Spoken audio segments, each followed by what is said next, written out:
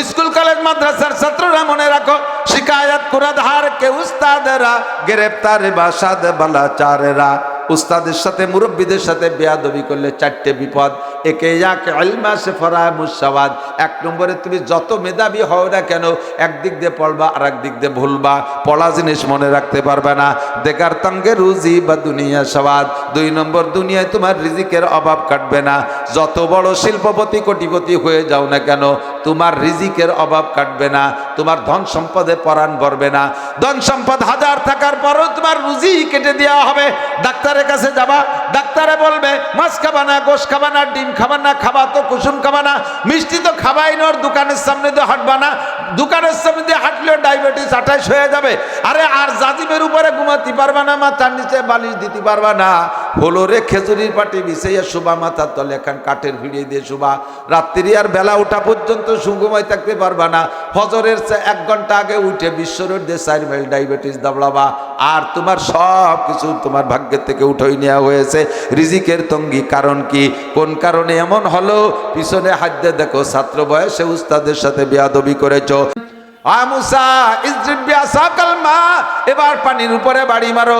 যখন পানিতে বাড়ি মারছে ফানফালাকা, পানিও ভাইটা দুই দিক সরে চলে গেছে। ফাখরাজা হাজার, একটা পাথর বেরিয়ে আসছে। মুসা আল আনমা, এখন কি দেখা যায়? কলা হাজার, জি আল্লাহ একটা পাথর বেরিয়ে আসছে। আল্লাহ কা ইজরিব বিআসাকাল হাজার, তোমার লাঠি দিয়ে পাথরের গায়ে একটা পিটান দাও। ফাজারাবা আলাল হাজার, পাথরের গায়ে পিটান দিছে, মাঝখানে ফানফালাকা, পাথরটা ফাইটা দুই টুকরা দুদিক সরে চলে গেছে। ফাখরাজা দুধ, পাথরের পেটের মধ্যে ছিল ছোট্ট একটা পোকা, এই পোকাটা বেরিয়ে আসছে। অফিফি হে উসমুন্তরি, এই পোকাটার মুখে কাঁচা ঘাস। বলবেন না সুবহানাল্লাহ? আকালানিস ও বাকিয়ানিস, অর্ধেক খাইছে ঘাস আর অর্ধেক মুখে রয়ে গেছে, বাকি অংশ খায় আর পোকাটায়। প্রত্যেক এক এক চাবানি একটা লুকমা গিলে এরপরে আল্লাহর শুকর আদায় করে। সুবহানা মান তারানি ওয়া তারিফু মাকানি ওয়া তাসমাউ কালামি ওয়া তারযুকুনি ফি কলবি হাজারি। আল্লাহু আকবার। সব পবিত্রতা প্রশংসা ওই আল্লাহর, যে আল্লাহ পাক আমাকে সুন্দর মনোরম পরিবেশে রেখেছেন। প্রবাহিত বাতাস সইতে পারি না আমি, প্রবাহিত বাতাস সইতে পারি না, প্রখর রৌদ্র সইতে পারি না, গরমও সইতে পারি না, বেশি ঠান্ডাও বরদাস্ত করতে পারি না। এই জন্য আল্লাহ রৌদ্রের থেকে নামাইয়া মাটির নিচে পানি, পানির নিচে পাথর, পাথরের পেটের মধ্যে আমাকে সুসংরক্ষিত জায়গায় রেখেছেন। বেশি তরলে আমি তৃপ্তি পাই না, বেশি শক্ত হইলে চাবাই খাইতে পারি না, পরিমাণ মতো নরম ঘাস আমি পছন্দ করি। 3 বেলা আমার আল্লাহ পাথরের পেটের মধ্যে আমার জন্য সুন্দর খাদ্যের ব্যবস্থা করে। ফাকাররা মুসা সারিকা, একটা চিৎকার মারছে মুসা আলাইহিস সালাম, আল্লাহ তুমি এই পোকাটার জন্য এমন সুন্দর ব্যবস্থা করতে পারো, করে থাকো। এই পোকাটার জন্য কোনো নবী রাসূল দোয়া করে নাই, এর খাদ্যের জন্য কোনো নবী রাসূল টেনশন করে নাই। কথা বলেন, করছে? কোন পোকার জন্য কোনো নবী রাসূল দোয়া করে নাই। এরা আশরাফুল মাখলুকাত না, তাদের জন্য যদি তুমি এত সুন্দর মনোরম ব্যবস্থা করে থাকো আল্লাহ, তাহলে অবশ্যই আমার বনি ইসরায়েলের জন্য ব্যবস্থা করবা। আমি এখন নিরাপদ হইলাম, ঠিক আছে আল্লাহ আজরাইলরে পাঠাইয়া দাও। আল্লাহ পাক সরাসরি দেখাইয়া ব্যবস্থা। আল্লাহু আকবার। মুসা আলাইহিস সালামকে শিক্ষা দিয়ে দিলেন। কি বলা হয়, আইয়ুব খানকে সদস্য হুজুর রাহমাতুল্লাহ আলাইহি এই কিস্সাগুলো শোনায় বললেন, আইয়ুব খান বাদ কন্ট্রোল করবা, বাদ দুনিয়ায় মানুষ আসতে দেবে না। তবে তুমি জেনে রাখো, মা মিন নাসামাতিন কায়নাতিন ইল্লা ওয়া হিয়া কায়নাতুন। ক্বালা মুহাম্মাদুর রাসূলুল্লাহ সাল্লাল্লাহু আলাইহি ওয়াসাল্লাম, বিশ্বনবী মুহাম্মদুর রাসূলুল্লাহ সাল্লাল্লাহু আলাইহি ওয়াসাল্লাম বলেছেন, আল্লাহ পাক দুনিয়ায় যত বাচ্চা, যত রুহুকে দুনিয়ায় পাঠানোর সিদ্ধান্ত নিয়েছেন, সব রুহুকে দুনিয়ায় পাঠাই ছাড়বে, কোনো প্রযুক্তি দিয়ে ঠেকাইতে পারবা না। কথা কন? কোন প্রযুক্তি দিয়ে ঠেকাইতে পারবে? এই প্রযুক্তি যে সময় আসছে দুনিয়ায়, প্রযুক্তি বাংলাদেশ স্বাধীন হওয়ার পরে বা পাকিস্তানের কিছু অংশ থাকার সময় থেকে আইয়ুব খান এই প্রচেষ্টা শুরু করছে। আর ভালো করে বাংলাদেশে এই জন্ম নিয়ন্ত্রণ পদ্ধতি আসছে জিয়াউর রহমান প্রেসিডেন্ট হওয়ার পরের থেকে।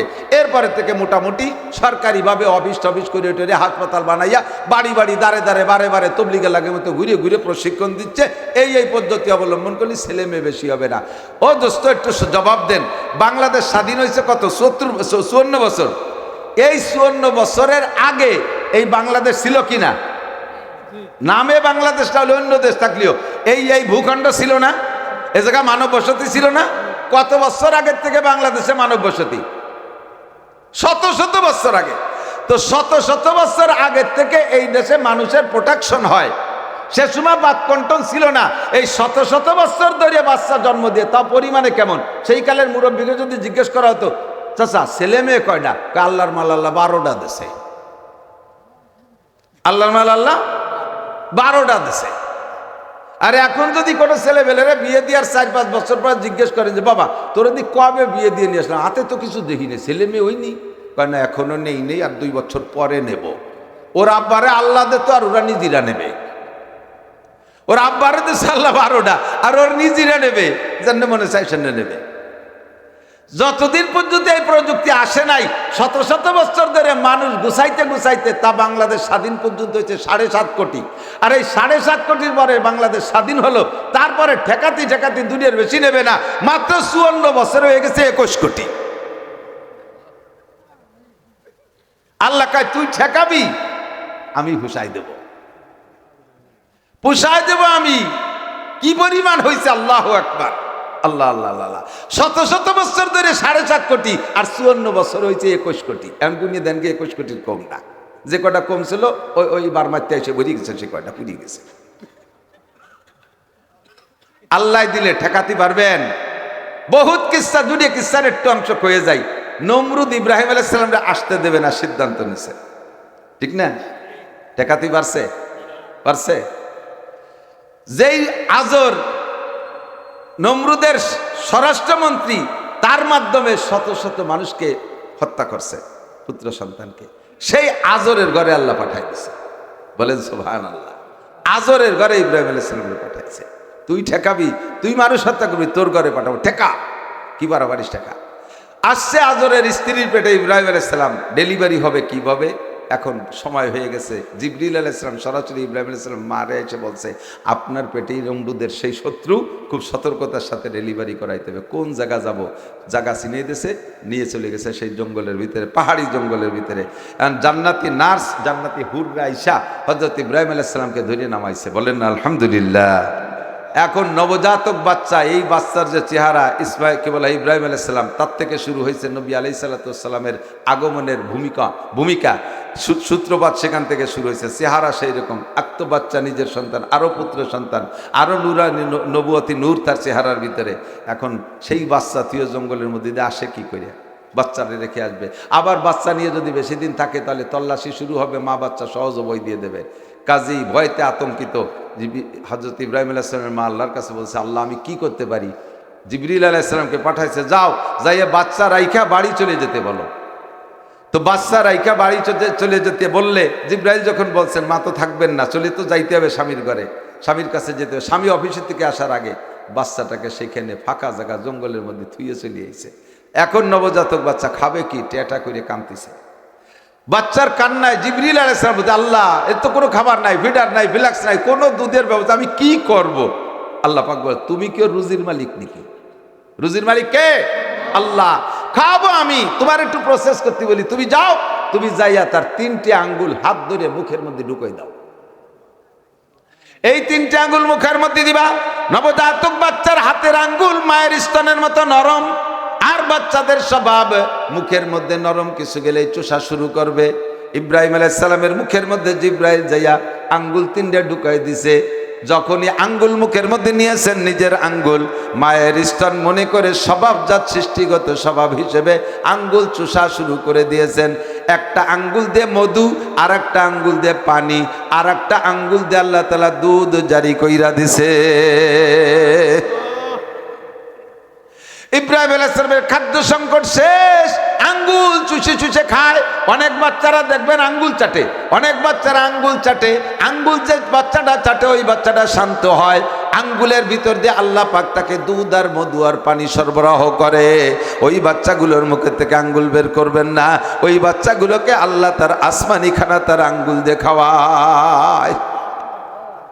এবার মানুষের ঘিরান পাইলে বন্য প্রাণী, হিংস্র বাঘ ভাল্লুকিরা দৌড়ে আসে।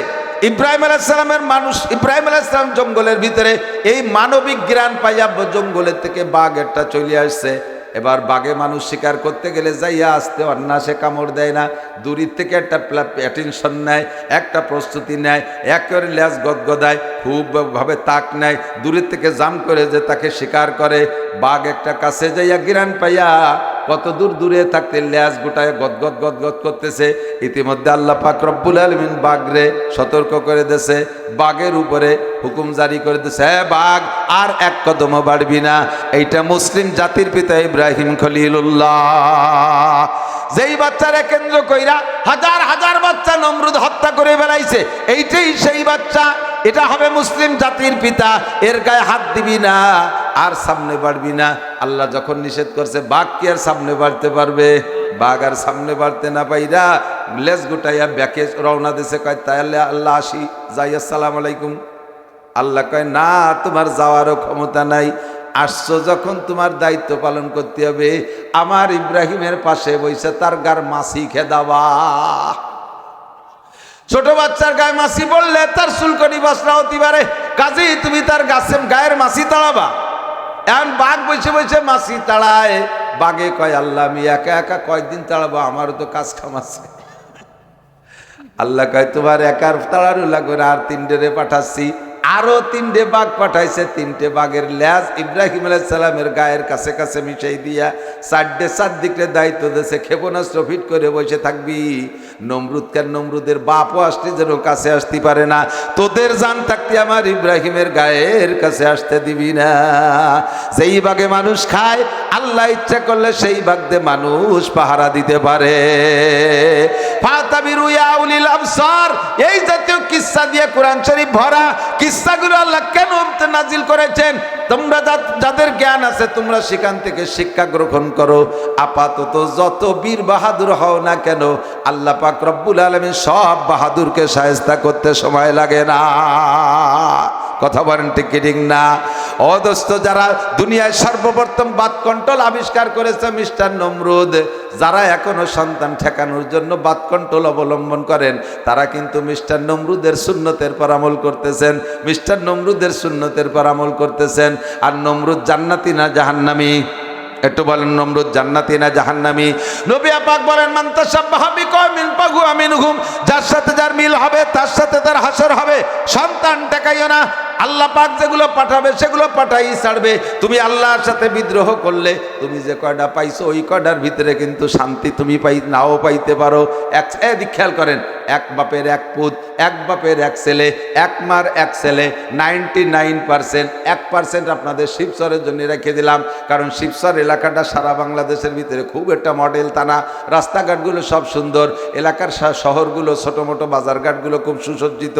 এই এলাকার মানুষ ভালো বলে 1% রেখে দিলাম। বাকি এক বাপের এক ছেলে, এক মার এক পুত, 99% মদখোর, গাঁজাখোর, এবাখোর, ফেন্সিডিলখোর, উরৈটিয়ে, বাদাই মেয়ে, আসুসা, আপাও দুয়া, সন্ত্রাস, নুচ্চ, বদমায়েশ, যত গুণ আছে এক মার এক পুতের ভিতরে গুণগুলো বেশিরভাগ। অমনীষী হয় খুব কম, কারণ ছোটবেলা একটা তো অন্যায় করলে একটা বাচ্চা মারিস রে, গায়ে হাত দিস রে, এই একটা করে আদরে আল্লাহ বড় করছে। চট করে যখন বড় হয়ে গেছে, এখন প্যানেলে মিশে গাঁজা বা ফেন্সিডিল খাওয়া শিখে গেছে। রামদেব খানের আব্বার গাড়ির পর টাকা ফেলা নইলে দিছি গাঁজা খাবো। কতক্ষণ যদি ভালো হয়ও ধরে নিলাম, দুই বাপ বেটা। কয় বাপ বেটা আপনারা? দুই বাপ বেটা, বাপ একটা ছেলে একটা। আর পাশের বাড়ি আলারা 8 বাপ বেটা, 7 ছেলে 1 বাপ। আর 7টা ছেলে যদি একবারে জাকিতে জুয়ান হয়ে যায়, বুড়ো বাপের যৌবন ফিরে আসে। বাপ বাজারের মধ্যে যে লুঙ্গির কোনা ধরে হাঁটে, 7 ছেলের বাপ, ছোট ছোট জাকি দেয়। 8 বাপ বেটা। এই 8 বাপ বেটার পাশের বাড়ি আপনারা সুখী সংসার, 2 বাপ বেটা। আপনারা 2 বাপ বেটা সুখী সংসার, ছেলে মেয়ে কোমলি সুখী সংসার। এই সুখী সংসার আলাদা 2 বাপ বেটা, 8 বাপ বেটা লাগে বাড়ির পাশে। একটু জায়গা নিয়ে ওই 8 বাপ বেটা লাগে, সাথে আপনাদের জ্ঞান জাম লাগিয়ে গেছে পিটে পিটি। এই 8 বাপ বেটার সাথে 2 বাপ বেটা মারামারি করলে কারা মায়ের বেশি খাবে? 8 বাপ বেটা মায়ের খাবে না? 8 বাপ বেটা 2 বাপ বেটারে বাড়ইয়ে রাস্তায় টানটারে টোয়াই তুই পুরো মেরি ফেলে নাই। এখন বুড়ো, ওই বুড়ো কালে এবার লম্বা একটা হাই ছাড়ে, ওই মাইর খেয়ে শুয়ে থেকে আর যদি 2-4টে থাকতো তাহলে এরকম জোড়া বাড়ি খাতাম না। বসছো কোন সময়? যে সময় তোমার পার্সপাতি সব শেষ, মেশিন স্টার্ট দিলি ফক ফক করে কালা দুবো বের হয়ে, আর কাজ হবে না। কতক্ষণ সুখী সংসার, দুধের মধ্যে সুখ নাই, 10টার মধ্যে সুখ থাকতে পারে যদি সুখ আল্লাহ দেয়। কথা বলেন, এক মায়ের এক পুত যদি একটা বদমাইশ হয়ে যায়, একটাই যদি ভাত দেয় যাবা কোন জায়গা, একটাই যদি ভাত খাইতে না দেয় যাবা কোন জায়গা, একটা যদি লক্ষ্য না করে যাবা কোন জায়গা, একটাই যদি কামাই করে না খায় যাবা কোন জায়গা। আর 5টা থাকলে 5টা দৈরেই নষ্ট খুব কমই হয়।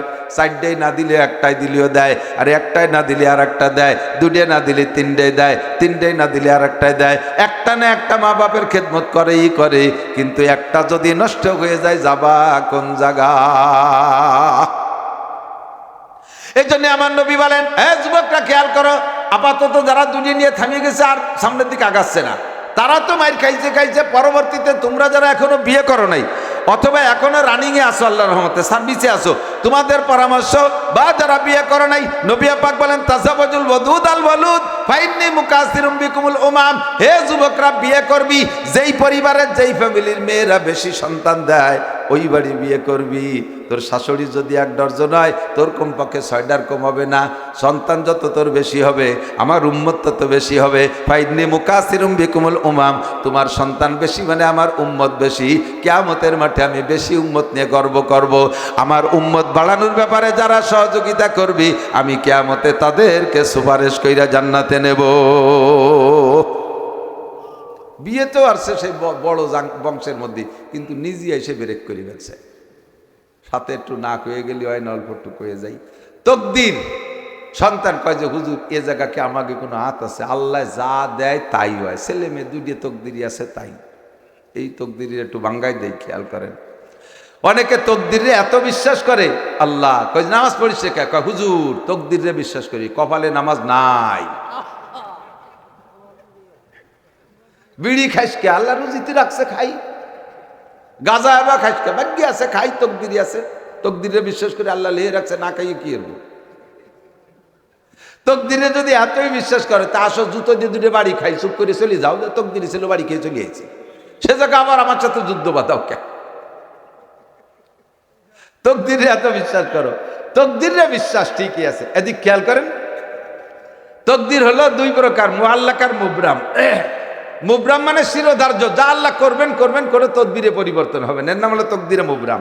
আর তকদিরে মুআল্লাক, লেখার সময় আল্লাহ লিখে রাখে তোমার জন্য এইটে বাজেট, তবে তুমি ভালো করারও অধিকার আছে, তোমার স্বাধীনতা আছে, মন্দ কাজ করারও স্বাধীনতা আছে।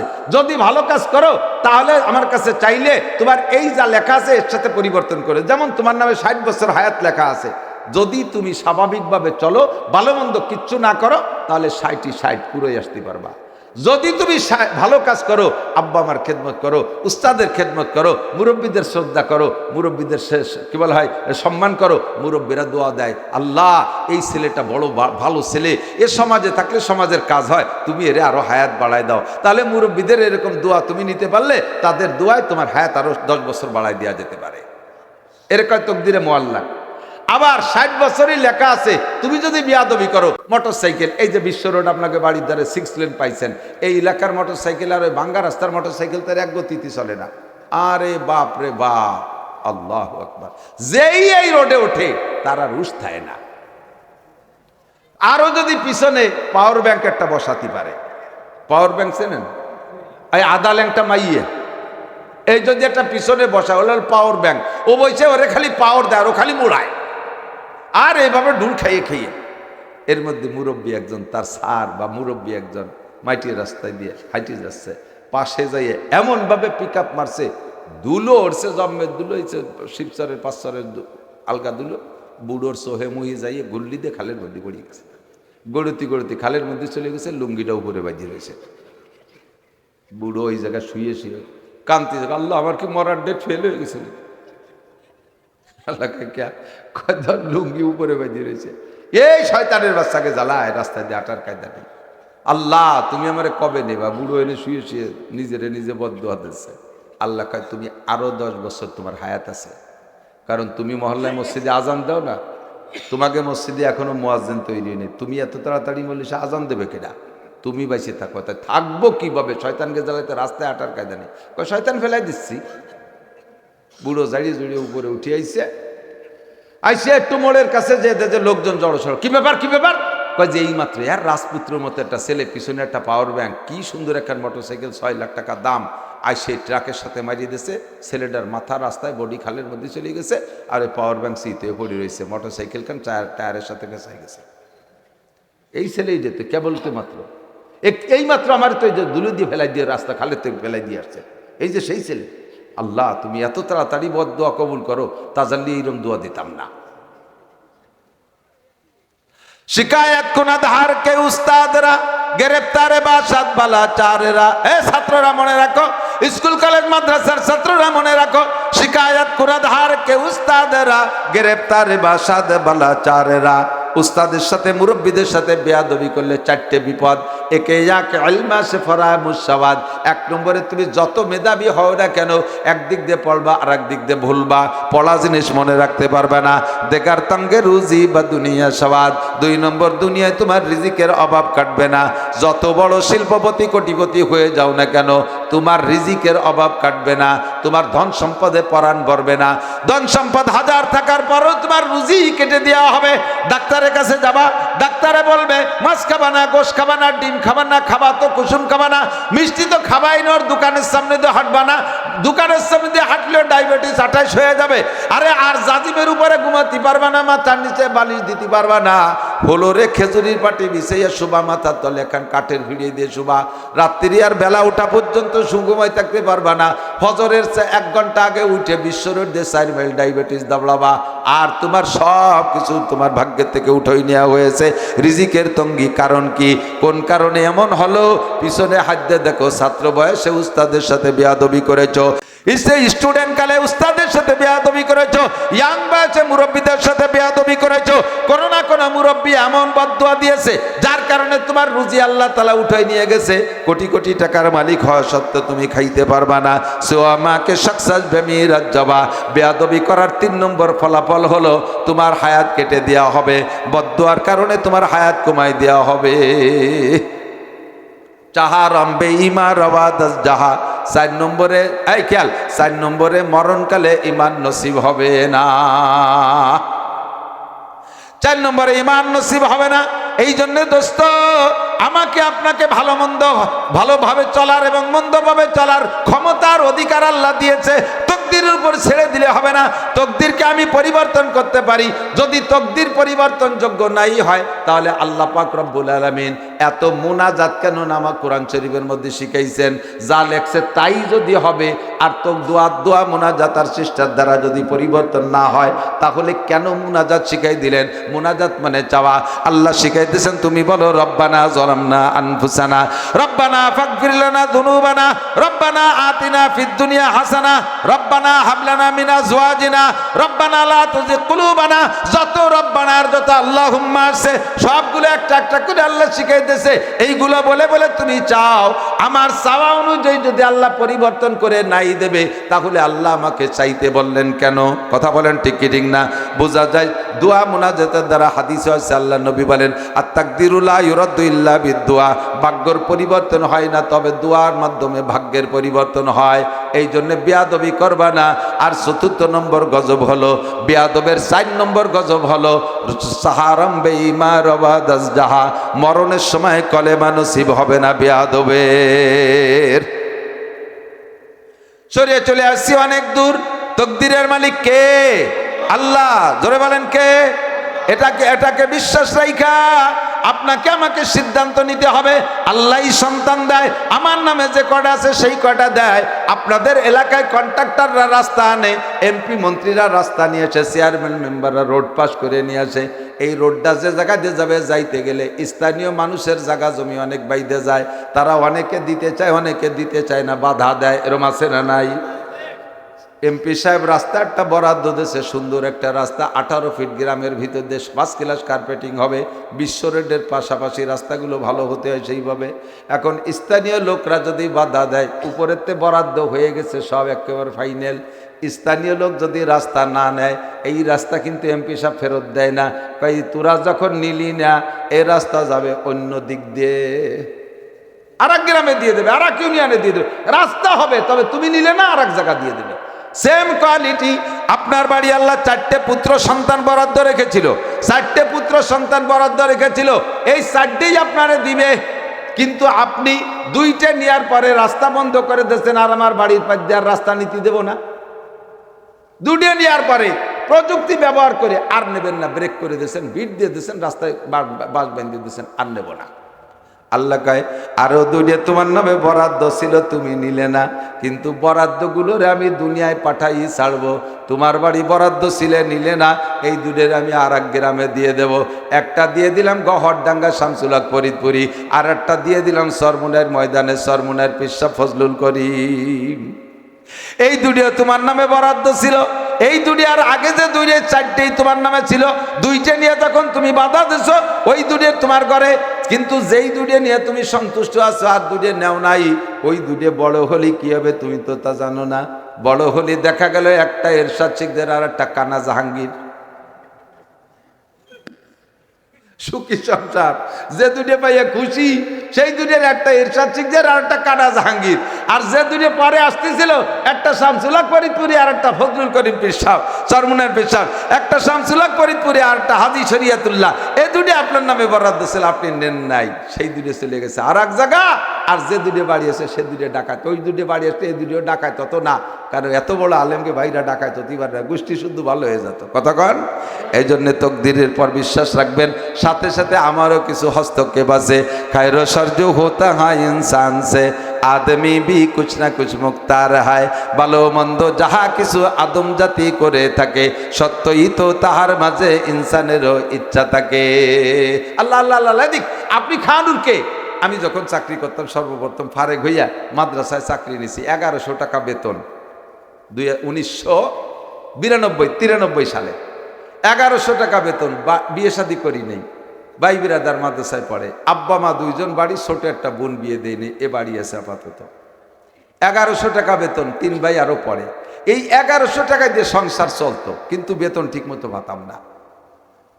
কোনো মাদ্রাসায় বছরে 6 মাস বেতন ভাই, ওদিকে বাপ প্যারালাইসিসের রোগী পড়ে রয়েছে, মাও অসুস্থ, ভাইকে পয়সা দেওয়া লাগে। এই 1100 টাকায় কি হয়? মনের যে খুব খারাপ লাগতো, যে আল্লাহ যদি ডেলি 100 টাকা ইনকাম হতো, তাহলেও মাসে 3000 টাকা বেঁচে থাকতে পারতাম। এই করতে করতে করতে করতে বিয়ের বয়স হয়ে গেল, মা জোর করে বিয়ে দিয়েছে, সে সময় 600 টাকা দিয়ে বিয়ে করছে। 80 টাকা দিয়ে একটা নাক ফুল, আর 600 টাকার মধ্যে বাজার, কি বিয়ে হয়েছে চিনতে হতে পারেন, ব্যানে গেছি, 3 বাপ বেটা যাই বিয়ে হয়ে আইছি। আসার পরে মেহমান একজন বাড়িয়ে গেছে, ওই বছরই বেতন 200 টাকা বাড়ছে, 1300 টাকা। 2 বছর পরে আল্লাহ প্রথম সন্তান দিয়েছে, বেতন হয়েছে 2800 টাকা। মেহমান আসতেছে, আল্লাহ বেতন বাড়াই দিচ্ছে। আমি তো জাগার মানুষ, জাগাই রয়েছি, সাইজ দিও তেমন একটা বেশ কবই, একই সাইজ তো চলে বেড়াচ্ছে। এরপরে প্রত্যেক 2-3 বছর পর পর আল্লাহ বাচ্চা এক একটা দেয়, দিতে 7টা, 5 ছেলে 2 মেয়ে। এখন আল্লাহ ডেলি 50-60-1 লাখ টাকা দেয়। আমি তো টুকি রয়েছি, আমি তো মোটা হইনি, আমি তো শিল্পপতি কোটিপতি হয়ে যাইনি। আমি যেমন মানুষ তেমন, আমার ঘর মেহমানে ভরে গেছে, আসমান থেকে আল্লাহ তাআলা মেহমানদারি আমার হাত ভরে পকেট ভরে দিচ্ছে। আমি কেডা? আমি কে? আমার কি ক্ষমতা আছে? রিজিকের মালিক কে? ভয় পেন না, ভয় পেন না। আমাদের মতো অবিবেচক নাই, আমাদের মতো অবিবেচক নাই। মানুষের চাইতে বড় সম্পদ হতে পারে না। কথা বলেন আল্লাহু আকবার। একটা গরুর দাম বেশি না মানুষের দাম বেশি? না রে, এদিক গরুর দাম বেশি মনে হয়। যে কথা বলো না, যে কিসের দাম বেশি? যত বড় অনাকাঙ্ক্ষিত সন্তান হোক, অনাকাঙ্ক্ষিত সন্তান বোঝেন তো, আগে অনেকগুলো ছেলে মেয়ে হয়েছে, শেষে আর নীতি চাচ্ছে না, এর মধ্যে বলিবেলা আবার পেটেরটা এসে গেছে। এখন এই ডেরে না রাখার জন্য যত চেষ্টা সব করছে, কোনোতে বোঠাবাড়ি শক্ত পড়ে নেই। এরপরে সেইটা হয়ে গেছে, চেহারা অতটা ভালো না, তাও হয়েছে মাইয়ে, নাক বুসা, কালা, চায় দক্ষিণ দিক, দেখায় উত্তর দিক, এইরকম চেহারা। যতই অনাকাঙ্ক্ষিত বেডঙ্গা হোক, আপনি কি জবাই দিতে পারবেন? কতক্ষণ পারবেন? আপনার পালে একটা ষাঁড় গরু গাবতলির হাটে নেছেন, 22 লাখ টাকা দাম হয়েছে, 2 টন ওজন, গায়ে তেল শুয়ে পড়তেছে, শিংও সেই রকম সাজাইছে, দেখতে পরান্ন ভরি যাচ্ছে। এই গরুটা যত সুন্দর হোক না কেন, এর কি আপনাকে ইউনিয়নের চেয়ারম্যান বানাবেন, মেম্বার বানাবেন, শহীদার বানাবেন? এর সাথে কি আপনার মাইয়ে বিয়ে দেবেন? এত বড় হ্যান্ডসাম ছেলে, ওদিক সেদিক দেওয়ার দরকার নেই, মাইয়ের সাথে বিয়ে দেবেন কোনোদিন? ওরে শুধু কুরবানির চাঁদের 10 তারিখ অতি যে দেরি, কতক্ষণ তো কুরবানির চাঁদের 10 তারিখ অতি এই 22 লাখ টাকার গরুরে জবই দিয়ে খাইয়ে বাথরুম পর্যন্ত পৌঁছায় ছেড়ে দেব। আর নিজের সন্তান যত অনাকাঙ্ক্ষিত হোক না কেন, যত বেঢঙ্গা হোক, তারে কোনোদিন বাপ যদি হয়, যদি মানুষ বাপ হয়, আরে কুত্তা বাপ আর শিয়াল বাপ আর বাঘ আলাদা, পশু বাপ আলাদা, যদি মানুষ বাপ হয়, সন্তান যতই বেঢঙ্গা হোক, জীবনে কোনোদিন নিজের সন্তানের নিজে মারতে পারে না। কথা কোন ঠিক ঠিক না? কারণ এটা মানুষ। এটা কি? তো যেই গরুটা চাঁদের 10 তারিখ হলি, তার আর হায়াত শেষ, আমরাই জবই দিয়ে খাই ফেলাই দিই। সেই গরুটা পয়দা হয় যে গাইর পেটে, সেই গাইটা কিনে আটের থেকে কি খুঁজে কন তো? বছর বিয়ে নেয় না 3 বছর পর একটা বিয়ে নিবাল হয়? কোন গাই ভালো লাগে আপনাদের কাছে? প্রত্যেক 3 বছর পর একটা বাছুর দিয়ে দেয়, এই গাই ভালো না? বছর বিয়ে নেয় 6 মাস 8 মাস হলি আরো ভালো। যেই মাতে গরু পয়দা দেয়, সেই মাটা কিনে আনি বছর বিয়ে এনে দেখে। আর যেই মাতে শামসুল হক ফরিদপুরি, হাজী শরিয়াতুল্লাহ, ফজলুল হক আমিনী, ফজলুল করিম চরমুনাই, আহমদ শফি সাহেব, হক্কানি উলামায়ে কিরাম আর হাজার হাজার নেক সন্তান জন্ম দেয় যেই মা, সেই মাটা কিনি সারা জীবনে দুনিয়ে বাচ্চা দেয়।